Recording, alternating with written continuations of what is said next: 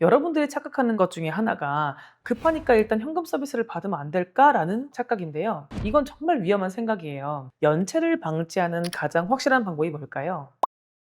안녕하세요. 희생파산연구소 이상현 변호사입니다. 오늘은 여러분의 금융생활에서 정말 중요한 신용점수 관리에 대해서 이야기해 보려고 하는데요. 신용점수 좋으신 분들은 너무 다행인데 한 번 떨어진 신용점수를 다시 올리기가 진짜 힘들거든요. 과연 특별한 비법이 있을까요? 사실 특별한 비법은 없습니다. 신용점수가 높은 사람들의 공통점은 딱 하나예요. 빌린 돈을 약속대로 갚는다. 이게 전부입니다. 하지만 이 간단한 원칙을 실천하는 데에도 노하우가 있긴 있어서 오늘은 신용점수 관리를 잘하는 사람들이 금융거래할 때 갖는 특징 10가지를 중심으로 설명을 드려보려고 합니다.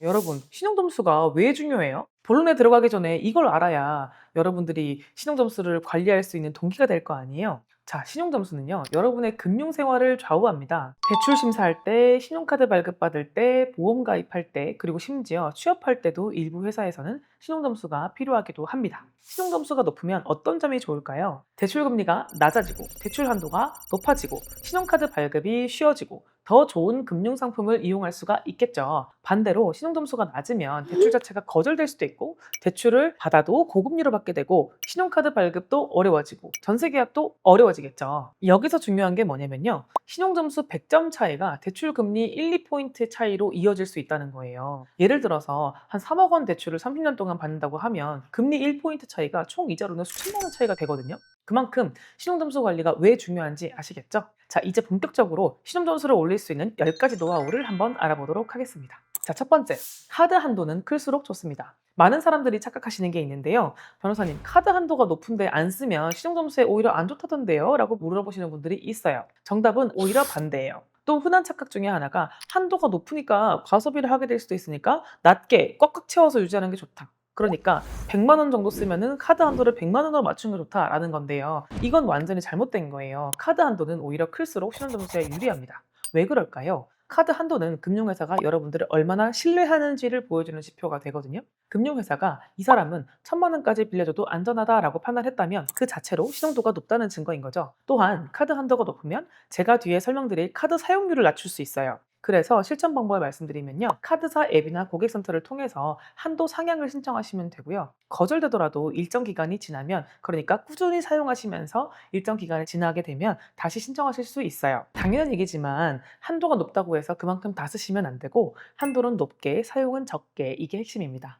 두 번째, 카드 사용률은 낮을수록 좋다. 카드 사용률이 뭐냐면요. 카드 한도 대비 실제로 사용하는 금액의 비율을 말하는 건데요. 예를 들어서 카드 한도가 1,000만 원인데 실제 사용액이 500만 원이다. 그러면은 카드 사용률이 50%가 되겠죠. 이 카드 사용률이 왜 중요하냐면요. 카드 한도까지 거의 다 쓰는 사람은 금융회사 입장에서 봤을 때 돈이 부족한가? 연체할 위험이 있지 않을까라는 의심을 받을 수 있어요. 실제로 통계를 보면 카드 사용률이 높은 사람일수록 연체 가능성이 높다고 해요. 꽉꽉 채워 쓴다는 의미이기도 하고 이미 돌려막기를 하고 있을 가능성도 높겠죠. 그래서 적정 카드 사용률이 얼마냐라고 하면 이상적으로는 30%에서 35% 정도가 좋고요. 한도로는 50%를 넘지 않는 게 좋습니다. 한도가 1,000만 원이라면 이상적으로는 300만 원에서 350만 원 정도까지만 사용하시고 최대 500만 원을 넘지 않도록 하시는 게 좋겠죠.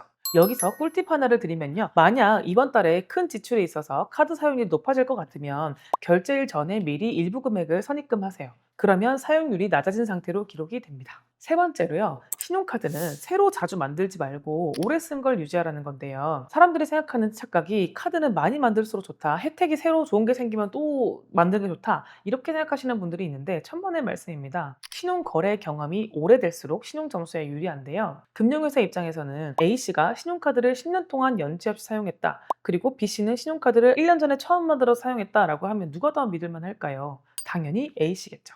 그래서 오래된 신용카드를 유지하시는 게 중요합니다. 많은 분들이 뭐 카드 연회비가 아까워서 해지하려고 하시는 분들도 있는데 그 카드가 여러분의 신용거래 이력에서 가장 오래된 카드라면 신중하게 해지를 결정하셔야 돼요. 또 이것과 함께 주의할 점이 있는데 단기간에 새로운 카드를 여러 개 만들게 되면 어떻게 될까요? 돈이 급한가? 라는 의심을 받을 수 있고요. 카드 관리가 어려워지고 결제일이나 이자율을 혼동하게 될 수도 있어요. 즉, 관리가 안 돼서 오히려 연체 위험에 빠질 수도 있는 거죠. 참고로 체크카드는 신용거래가 아니어서 여러 개 만들어도 신용점수에 영향이 없는데요. 다만 제가 뒤에서 설명드리겠지만 체크카드를 잘 활용하면 신용점수를 올릴 수도 있어요. 네 번째는 정말 중요해서 아무리 강조해도 지나치지 않는데요. 단 한 번의 연체가 신용점수를 수십 점, 심하면 100점 이상 떨어뜨릴 수 있어요. 그리고 한 번 떨어진 신용점수를 회복하는 데는 최소 6개월에서 1년 이상 걸릴 수 있습니다. 특히 주의하셔야 될 기준이 있는데요. 5영업일 이상, 10만 원 이상 연체하시면 신용정보에 부정적인 기록이 남게 됩니다. 예를 들어서 월요일이 결제일인데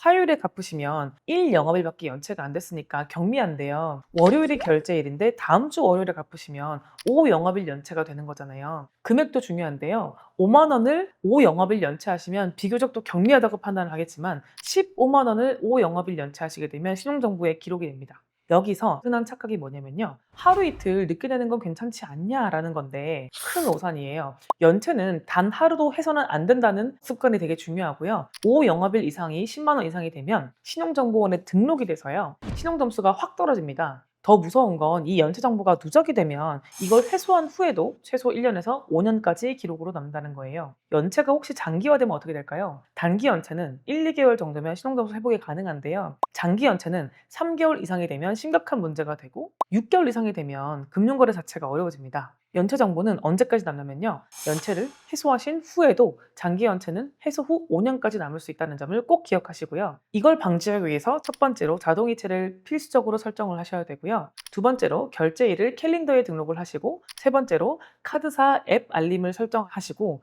네 번째로는 여유자금을 확보하셔야 됩니다. 최소한 한두 달 생계비는 있어야 돼요. 그 자동이체 부분을 설명을 드릴 건데요. 연체를 방지하는 가장 확실한 방법이 뭘까요? 바로 자동이체입니다. 월급날에 맞춰서 자동이체를 설정해 두시면요. 결제일을 깜빡할 일이 없고 한 번에 정산할 수 있고 월급날에 맞춰서 예산을 세울 수 있고 남은 돈으로 한 달을 살게 되거든요. 왜 이 월급날과 맞추는 게 중요할까요? 제가 만난 많은 분들이 이런 실수를 하시는데요. 월급날이 25일인데 카드 결제일을 10일로 맞춰 놓는 거예요. 그럼 어떻게 될까요? 월급 받기 전에 카드값이 나가니까 항상 돈이 부족한 느낌이 들고 연체 위험이 높아지게 되는 거예요. 해결 방법을 말씀드리면 당연히 첫째로 결제일을 월급날과 최대한 가깝게 변경을 하셔야 돼요. 대부분의 카드사가 결제일 변경을 허용하거든요. 월급날이 25일이면 결제일을 27, 28일 이렇게 설정을 하시면 돼요. 둘째로 자동이체를 월급 다음 날로 바로 설정을 하셔야 됩니다. 월급날이 25일이면 자동이체일을 26일로 설정하시게 되면 월급 들어온 다음 날 카드값이 빠져나가게 되는 거잖아요. 그리고 세 번째로는 남은 돈으로 그 한 달 예산을 세우셔야 돼요. 월급 300만 원에서 카드값이 150만 원이 자동이체가 되면 남은 150만 원으로 예산을 세우시는 거죠. 자, 여섯 번째 팁은요. 각종 요금을 성실히 납부하셔야 돼요. 우리가 카드나 대출과 신용점수와 관련이 있는 건 다들 아시는데 통신비나 세금 같은 이런 부분들은 상관이 없다. 공과금은 좀 밀려도 된다라고 생각하시는 분들이 있는데요. 완전히 틀렸습니다. 각종 공공요금과 세금을 성실히 납부하시는 것도 신용점수에 긍정적인 영향을 미칩니다. 어떤 것들이 해당이 될까요? 국세, 지방세, 건강보험료, 국민연금, 통신요금, 보험료 관리비, 전기, 가스, 수도요금 이런 거 다 장기간 정상적으로 납부하시게 되면 오히려 긍정적인 영향을 주고요. 특히 사회초년생이나 전업주부 그리고 나이가 많으신 분들처럼 금융거래가 조금 부족하신 분들이 있잖아요. 이런 분들은 신용카드나 대출 이력은 없으실 수 있지만 각종 요금을 연체 없이 6개월 이상 납부하시게 되면 성실 납부에 대한 그런 부분들이 반영이 됩니다. 주의하실 점은요.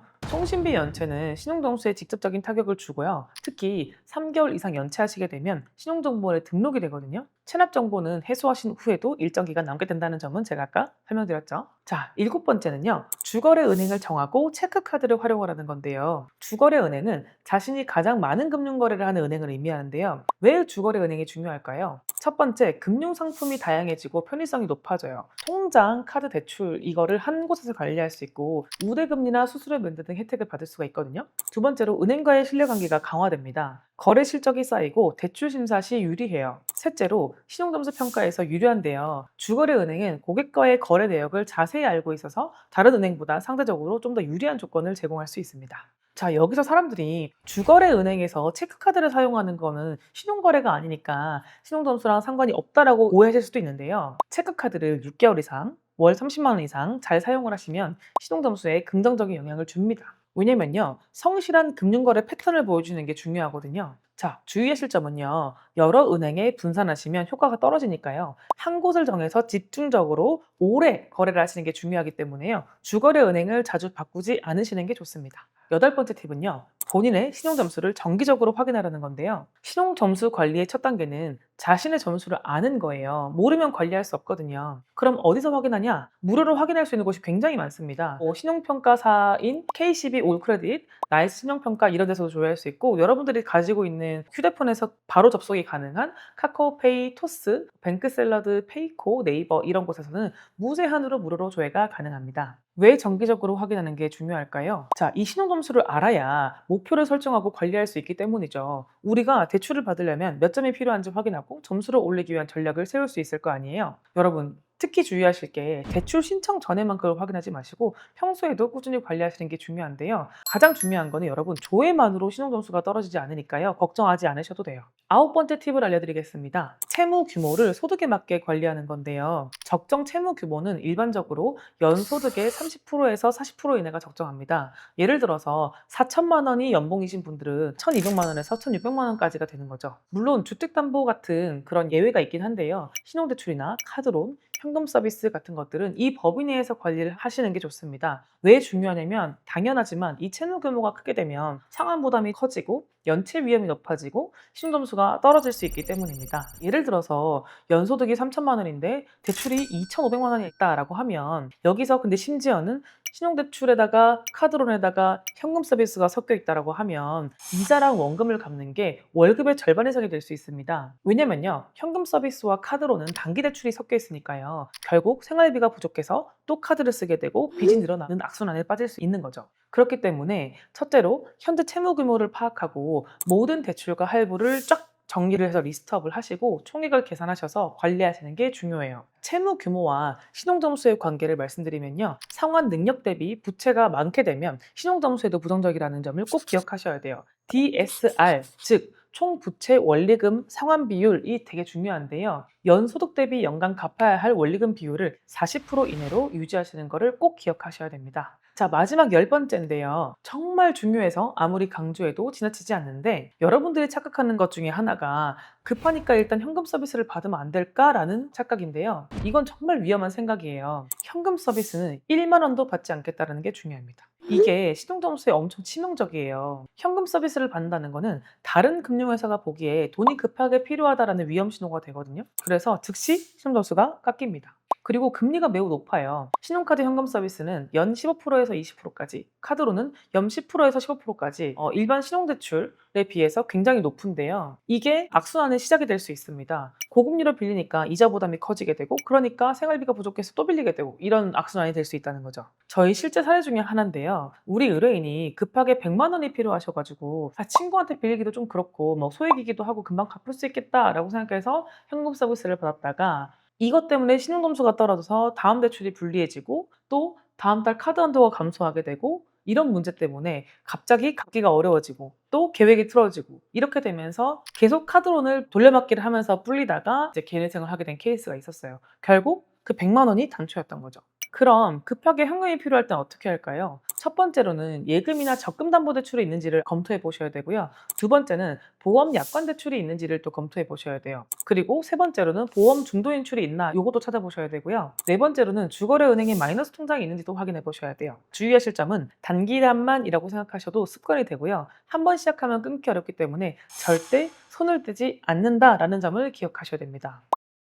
자, 이렇게 신용점수를 올리는 10가지 노하우를 제가 말씀드렸는데요. 너무 많아서 복잡하시다고요? 핵심만 정리해 줄게요. 첫 번째, 절대 연체하지 마세요. 두 번째, 카드 한도는 높게, 사용은 적게, 한도의 30%에서 35%까지만 사용해라. 세 번째로는 장기적으로 꾸준히 오래 카드를 유지하시고 주거래 은행에서 꾸준히 거래를 하셔라. 이렇게 세 가지 정리하면 될 것 같은데요. 세 가지 금기 사항도 있습니다. 첫 번째, 연체 금지. 두 번째, 현금 서비스 금지. 세 번째, 고금리 대출 금지입니다. 여러분, 신용점수는 하루아침에 올라가지 않습니다. 꾸준함이 답이에요. 제가 오늘 말씀드린 10가지 노하우는 거창한 거 없어요. 빌린 돈을 제때 갚고 약속을 지키고 성실하게 생활하는 거 이게 전부입니다. 다만 이걸 시스템화하는 게 중요한데요. 자동이체를 설정해서 깜빡하지 않도록 하시고 한도를 올려서 사용률을 낮추도록 하시고 주거래 은행에 정해서 거래를 집중하시고 한 달에 한 번 정도는 신용점수를 확인하시면 되겠죠? 그런데 이미 연체가 많거나 채무가 과도하거나 신용점수가 너무 낮다면 혼자 해결하기 어려우실 수도 있어요. 그래서 댓글로 문의를 남겨주시거나 전화로 연락을 주시면 성심껏 상담을 해드리도록 하겠습니다. 여러분 모두 좋은 신용점수로 풍요로운 금융생활을 하시길 바랍니다. 오늘 영상이 도움이 되셨다면 구독과 좋아요 부탁드리고 댓글로 궁금한 점을 남겨주시면 최대한 답변 드리도록 하겠습니다. 이 영상을 주변 분들과 꼭 공유해주세요. 신용점수 관리는 모든 사람에게 필요한 정보니까요. 회생파산연구소 이사연 변호사였습니다. 감사합니다. 신용카드사는 서비스를 제공하고 수수료를 받습니다. 그것도 아주 많이 받습니다. 대체로 연 20%까지 받는 수준이에요. 평균 그 정도가 돼요. 안녕하세요. 회생파산연구소 이사연 변호사입니다. 여러분, 혹시 신용카드 사용하고 계신가요? 아마 미성년자이거나 사회초년생분들이 아니라면 아마 대부분 신용카드를 사용하고 계실 것 같은데요. 오히려 신용카드가 없는 분들을 찾는 게 더 어려울 것 같아요. 요즘은. 이 신용카드 정말 잘 사용하면 많은 혜택을 주기도 하지만 까딱 잘못했다간 내가 사용한 적도 없는 돈까지 갚아야 될 수도 있습니다. 그래서 오늘은 이 신용카드를 사용하면서 많이 보이는 현금 서비스, 그리고 카드론, 그리고 리볼빙이 뭐냐, 신용카드를 쓰실 때 어떤 점을 주의해야 하냐, 이런 것들을 제가 설명을 드려보도록 할 건데요. 먼저 현금 서비스에 대해서 알아보겠습니다. 일단 급하게 돈이 필요해봤던 분들은 모두 공감하실 텐데요. 큰 돈이 필요한 건 아니고 한 100만 원, 200만 원 이 정도 잠깐 썼다가 금방 갚고 싶은 분들이 있으시잖아요. 근데 이런 분들이 은행에서 빌리자니 뭐 약정서도 써야 되고 뭐 심사도 해야 되고 까다로우니까 그 작은 돈을 빌리는데 뭐 이것저것 제출할 게 많냐. 그러니까 자연스럽게 신용카드사에서 신청할 수 있는 현금 서비스를 생각하실 수 있는데요. 왜냐면 현금 서비스를 신청하는 게 은행에서 대출을 받는 것과 비교도 안 될 정도로 정말 쉽거든요. 카드사 방문할 필요도 없고요. 전화할 필요도 없어요. 그냥 사용하고 있는 신용카드 어플에서 현금 서비스 신청만 하면 100만 원, 200만 원 정도는 금방 입금이 가능합니다. 제가 방금 현대카드 어플에 들어가서 확인을 해보니까요. 300만 원 서비스가 가능하다고 나오네요. 자, 그런데 현금 서비스, 참 이 서비스라는 단어 자체가 현금 서비스의 본질을 흐리는 것 같아요. 사실 현금 서비스는 단기 카드 대출입니다. 심지어 고금리 상품이에요. 적게는 연 5%에서 많게는 19.9%까지 됩니다. 법정 최고금리가 20%니까 거의 끝이죠. 처음부터 명칭을 고금리 단기 카드 대출이라고 적어놨으면 경각심을 가질 텐데, 그죠? 카드론도 비슷합니다. 카드론은 개인회생 개인파산에서 장기 카드 대출이라고 말합니다. 쉽게 말하자면 짧게 빌리고 빨리 갚는 게 현금 서비스, 좀 길게 빌리고 길게 갚는 게 카드론이라고 보시면 되는데요. 수수료는 비슷해요. 카드론의 경우에도 보통 1,000만 원 이상부터 시작하는 경우가 많다 보니까 현금 서비스보다는 일단 최소 금액이 좀 높은데요. 적게는 연 10%에서 많게는 연 20%까지 이용자의 신용도, 상환기간에 따라서 이자율이 달라집니다. 이자율을 보니까 무서우시죠? 이런데도 은행보다 쉽게 빨리 빌릴 수 있다는 이유만으로 신용카드사에서 현금 서비스와 카드론을 이용하시는 분들이 생각보다 많습니다. 심지어 카드론의 경우에는 금액이 크다 보니까 상환일을 갚기가 어려워서 해당 카드사에서 자체적으로 카드론 대환대출까지 해두기도 합니다. 이른바 자체 돌려막기죠. 카드론 대환대출, 이게 무슨 말이냐면 상환기일이 다가왔는데 카드로 대출을 갚지 못하는 신용카드 이용자에게 카드사가 새롭게 대출을 해서 기존 대출을 갚아버리게 한다는 겁니다. 그런데 당연히 이미 연체가 들어갔던 사람이니까 기존 대출보다 이자율을 더 높게 받겠죠. 그러면은 이자를 내는 것만으로도 힘들 텐데 이용자는 다시 대출을 해준다는 거에 감사하고 다시 이자 갚기를 시작한다는 겁니다. 이렇게 되면 이자만 생각해도 내가 실제로 사용한 돈보다 훨씬 많은 돈을 갚게 되는 거고요. 그렇다면 현금 서비스 카드론과 비슷한 듯 다르게 보이는 리볼빙은 뭘까요? 현금 서비스와 카드론은 단기 카드 대출, 장기 카드 대출이라고 말씀드렸는데요. 리볼빙은 대출은 아니에요. 그런데 대출과 비슷한 느낌이 들어요. 왜냐면 여기는 이자가 아닌 수수료가 붙기 때문입니다.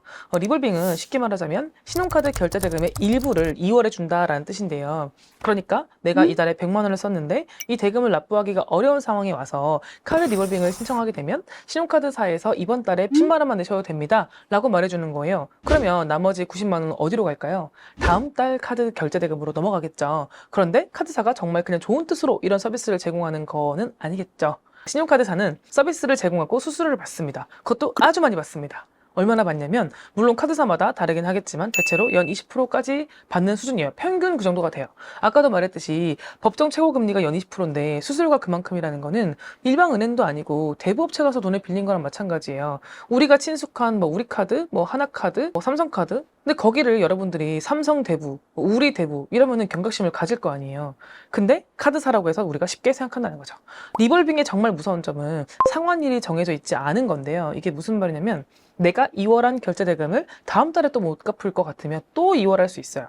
그리고 이게 계속 늘어나는 거죠. 무한대로 늘어날 수 있습니다. 그러니까 1월에 결제 대금을 2월, 3월, 4월로 계속 넘길 수 있어요. 그 얼마나 넘겼는지도 알지 못하고 막 1년, 2년 장기가 되면 정말 말도 안 되는 수수료의 원금이 기다리고 있겠죠. 사실 어쩌면 이런 불상사를 막아주는 게 대출 상환 기한일인 건데 리볼빙은 그 상환 기일이 계속 연장이 될 수 있으니까 한 번 리볼빙을 사용하면 거기에 계속 끌려다닐 수밖에 없는 그런 구조로 되어 있습니다.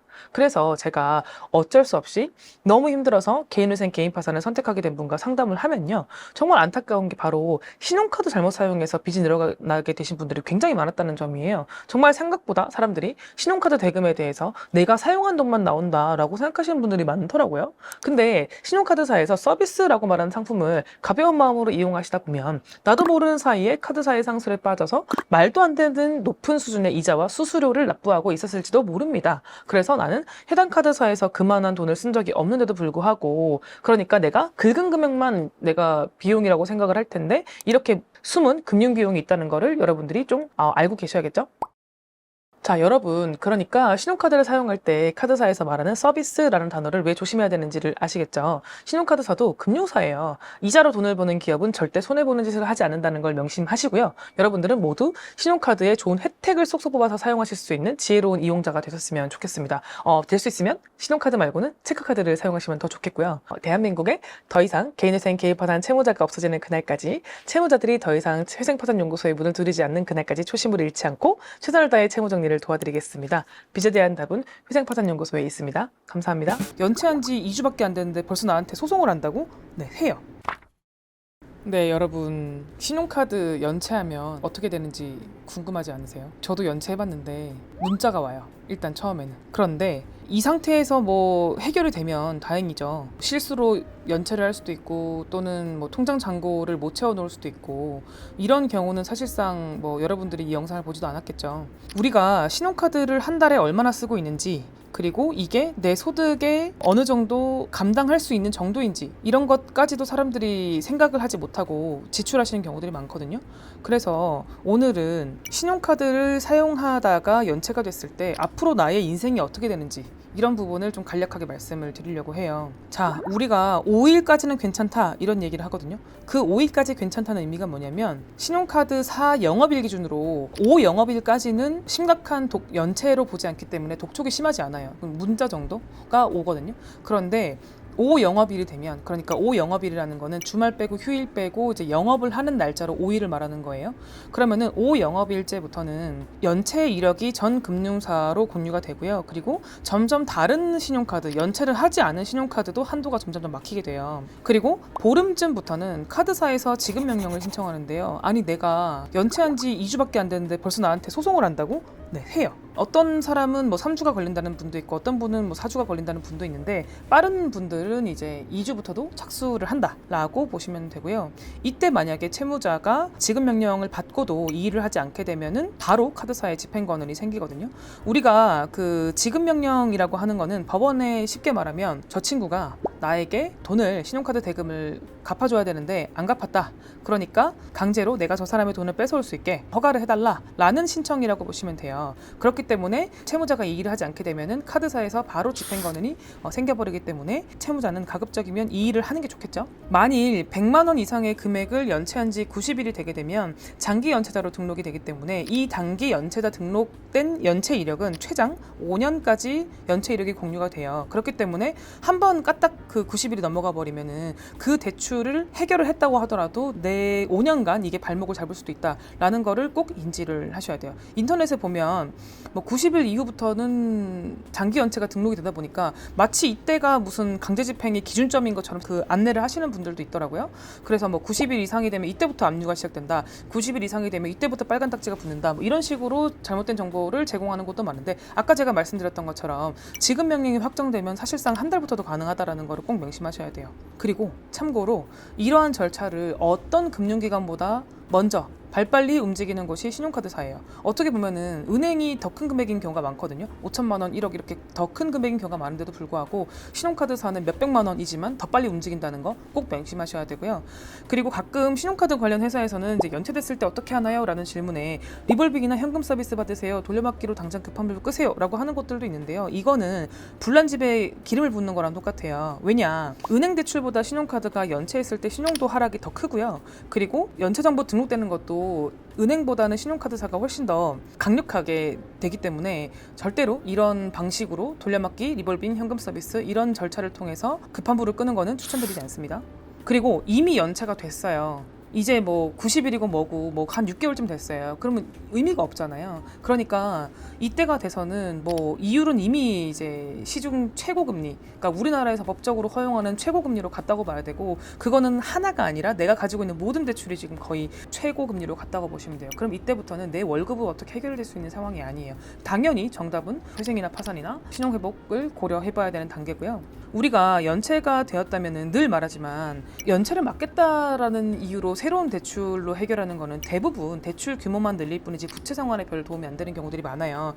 보통은 이율도 더 높죠. 조건도 안 좋죠. 그리고 신용도가 하락하면서 더 빠져나올 수 없는 수렁에 빠지게 되는 경우가 많거든요. 그래서 단기 연체다. 그리고 이 지출을 조금만 줄이면 내가 해결이 가능하다라는 경우에는 언제든지 연체를 빨리 갚는 게 좋고요. 그리고 연체가 장기화 될 것 같다. 내가 지금 뭐 돈을 조금 더 벌고 조금 더 아껴 써서 이게 해결되는 상황이 아니다라고 하면은 채무조정 제도를 빨리 이용하셔야 돼요. 왜냐면 매도 먼저 맞는 게 낫다고, 빨리 그렇게 신용도를 돌리는 방향으로 결정을 하셔야 돌려막기의 늪에서 빨리 벗어날 수 있거든요. 그러니까 제가 제일 안타까운 게 뭐냐면 원래는 3천만 원이었어요. 근데 저희 회사에 올 때는 8천만 원인 거예요. 그 이유들이 대부분 뭐냐, 3천만 원에서 계속 뺑뺑이 돌리면서 시간만 번 거예요. 그러다 보면은 내가 이자 내고 원금 내는데 몇 년을 허비한 경우들이 많아요. 그러면 그 기간은 나는 마음 편하게 그 기간을 버텼냐? 아니에요.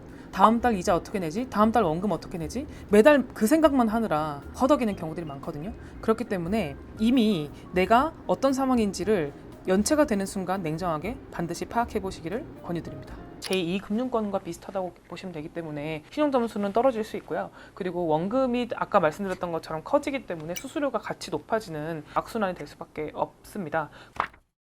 저희가 개인회생을 준비하는 분들을 위한 최소한의 지식을 이제 전달해드리는 거에 더해서 우리 채무자들이 다시는 비제굴레에 빠지지 않도록 하는 것도 저희의 하나의 큰 이제 사명 중에 하나잖아요. 그 중에 한 가지 일환으로 대표적으로 문제가 되는 그런 부분들을 조금씩 소개를 해드리고 있는데, 오늘은 이제 리볼빙에 대해서 말씀을 드리려고 해요. 리볼빙이라고 하면은 용어가 조금 생소하실 수도 있고 그런 뜻이 전혀 유추가 안 되실 수도 있을 것 같은데, 이게 영어로는 이제 회전하다, 한다, 돈다 뭐 이런 뜻이에요. 약정된 결제일에 최소 금액만 을 결제를 하고 나머지 대금을 대출로 이전하는 회전 결제 방식을 말하는 거거든요. 이거에 대한 정식 명칭은 일부 결제 금액 2월 약정 서비스라고 합니다. 신용카드를 가입할 때 최소 결제 비율을 지정을 해두고 그 비율만큼의 신용카드 대금을 결제하고 나머지 신용카드 대금은 그 다음 달로 2월 돼서 결제가 되는 방식이라고 생각하시면 돼요. 여러분들 이해할 수 있게 예시를 좀 들어 설명을 드리면, 평균 한 100만 원 정도 카드 대금을 쓰시는 분이 있다고 치고 최소 결제 비율을 10%, 수수료율을 연 20%라고 가정을 했을 때 얼마가 나오는지를 좀 설명을 드리면, 첫 달에 카드 대금이 100만 원 나왔죠? 첫 달이니까 2월 된 카드 대금은 없고요. 수수료도 없어요. 최소 결제 비율이 10%니까 결제 대금은 10만 원이 될 거고, 채무로 다음 달로 넘어가는 2월 되는 금액은 90만 원이 되겠죠? 다음 달인 5월이 됐어요. 그러면 5월에도 내가 원래 100만 원을 쓰니까 원래 쓴 100만 원에 2월 된 카드 대금 90만 원, 그리고 그 90만 원에 대한 수수료를 연 20%를 계산하면은 14,790원이 되는 거고, 채무는 191만 4,794원, 결제 대금은 또다시 10%니까 191만 4,794원에 10%인 191만 1,479원이 결제가 되고 나머지가 또 2월 되는 방식이에요. 그러면 이제 6월이 되면 어떻게 되냐, 원래 내가 쓰는 100만 원에 2월 된 카드 대금 172만 3,315원에 수수료 28,328원에 계속 붙잖아요. 그러니까 채무는 총 275만 1,643원이 되는 거고, 결제 대금은 27만 5,164원, 이런 식으로 되는 구조예요. 3개월만 봤을 때도 문제가 차이가 뭐냐. 나는 100만 원이면은 매달 카드값을 갚을 수가 있어요. 그런데 처음에 10만 원만 내고 부담이 적네 라고 생각을 했는데 그 다음 달에는 190만 원, 그 다음 달에는 270만 원. 채무가 점점 늘어나는 구조에다가 수수료도 계속 붙으니까 복리로 수수료가 계속 부담되는 방식이기 때문에 당연히 매달 갈수록 더 버거워질 수밖에 없어요. 리볼빙이라는 것이 장점이 없을까요? 장점도 있거든요. 장점이 뭐냐면 연체를 당장에 막아준다는 장점이 있어요. 아까는 제가 예시를 든다고 이번 달에 10만 원만 결제하는 방식을 말씀드렸지만 여러 개의 카드 대금을 쓰고 계신 분이라면 당장 이번 달에는 돈이 좀 모자랄 수 있잖아요. 이런 경우에 일시적으로 정말 꺼트리는 용도로 잠깐 사용하시는 거는 사실 괜찮습니다. 리볼빙을 사용하는 경우에는 당장에는 신용 점수를 유지할 수 있다는 장점이 있고요. 리볼빙의 단점이라고 하면 일단 수수료가 매우 높아서 통계 자료가 있는데요. 3월 10일자로 여신금융협회에서 발표한 카드사 7곳을 토대로 발표한 결제 리볼빙 평균 금리가 연 18.52%예요. 법정 최고 금리가 20%거든요. 그러면 사실 거의 최고 금리를 부과한다는 거를 알 수 있죠. 그래서 리볼빙은 가입할 때 뭐 신용점수에 따라서 작게는 5%, 많게는 20%까지라고 설명을 하는데 막상 사용하게 되면 거의 최고 금리라고 이제 이해를 하시면 됩니다. 장기간 리볼빙에 의존할 경우 연체만 안 될 뿐이지 제2금융권과 비슷하다고 보시면 되기 때문에 신용점수는 떨어질 수 있고요. 그리고 원금이 아까 말씀드렸던 것처럼 커지기 때문에 수수료가 같이 높아지는 악순환이 될 수밖에 없습니다. 리볼빙을 처음에 쓰다 보면은 내가 쓴 금액에 비해서 굉장히 적은 금액을 내잖아요. 그러다 보니까 불필요한 소비 습관을 부추기는 기회를 만들어주기도 해요. 그 리볼빙이라는 게 채무자들이 적극적으로 활용하는 것보다는 카드사에서 권유하는 경우가 많거든요. 카드사에서 손해볼 일을 권유하진 않겠죠. 그런 방식으로 채무자들을 지출을 늘리게 해주고 결국은 거기에 대한 책임을 채무자에게 부담시키는 방식으로 갈 수밖에 없다라고 보시면 될 것 같고요. 리볼빙으로 문제가 되시는 분들의 대부분은 20, 30대예요. 사실상 경제관념이 확고하게 자리 잡지 못한 상태에서 본인의 소득이 또 적은 분들이 많잖아요. 20, 30대 분들은.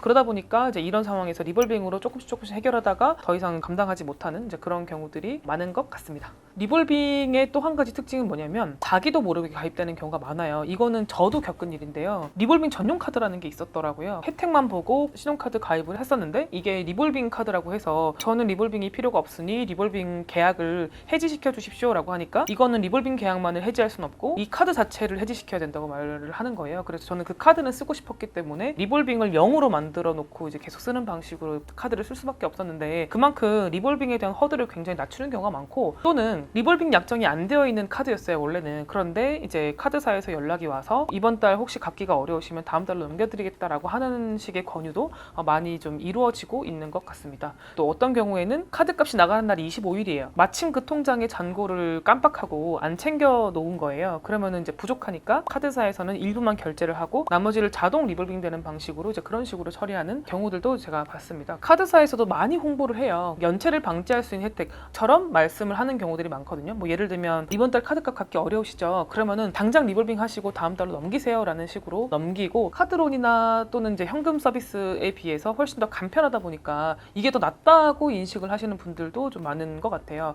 특히나 이제 잘 모르는 이제 사회초년생들을 카드사에서 많이 타겟을 해서 사용을 권유하는 경우들이 좀 많은 것 같아요. 지금 이제 말씀드린 거를 보면은 장점은 굉장히 적고 또는 어떤 희소한 경우 갑자기 지출이 많다든지 그렇게 일시적인 상황에서 사용하는 거는 괜찮지만 장기적으로 이거를 활용하는 거는 단점이 더 많다라고 말씀을 드렸는데요. 리볼빙을 사용하시는 분들께 조언을 드린다면 당장 리볼빙을 사실 해지하시는 게 좋아요. 리볼빙에 가입되어 있는지를 한번 확인을 해보시고 가입되어 있다면 해지하시는 것이 좋고요. 신용카드사에 전화를 하거나 또는 신용카드 내역서에 일부 결제 금액 2월 약정 잔액이 얼마가 있는지를 확인하시면은 이제 아실 수가 있고요. 이미 리볼빙을 이용하고 계시거나 당장 낼 돈이 없어서 리볼빙을 사용을 생각하고 계신 분이라면 저신용자라도 비교적 낮은 금리로 돈을 빌릴 수 있는 햇살론 등을 고려해 보시는 것도 한 방법이 될 수 있고요. 그리고 이제 이자 부담을 낮출 수 있는 금리나 요구권을 한번 이용해 보시는 것도 좋은데요. 엄청나게 금리가 낮아지는 건 아닌데 그래도 취업 승진, 이직 이런 것들을 이유로 수수료를 깎아달라 또는 이제 이유를 깎아달라라는 요구를 저희가 할 수 있으니까요. 가능한지 아닌 건지에 대한 심사 결과를 알려주니까요. 이것도 한번 활용을 해보시는 게 좋을 것 같습니다.